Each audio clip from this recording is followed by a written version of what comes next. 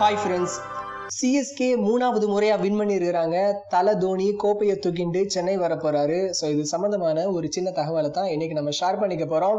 2018 ஐபிஎல்ல ஃபைனல் மேட்ச்ல ஹைதராபாத் சிஎஸ்கே அணி மோதுனாங்க. ஃபர்ஸ்ட் பேட்டிங் வந்து ஹைதராபாத் எடுத்தாங்க. இதுல 20 ஓவர்ல 178 ரன்கள் எடுத்தாங்க ஹைதராபாத். அடுத்ததா சிஎஸ்கே களமிறங்கினாங்க.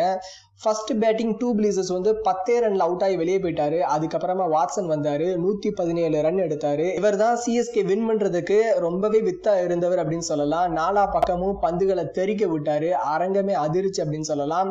கடைசியா சிஎஸ்கே அணி 179 ரன்கள் எடுத்து வின் பண்ணாங்க. அதாவது 2 விக்கெட் தான் அவங்க சைட்ல இருந்து பறிபோச்சு அப்படின்னு சொல்லலாம்.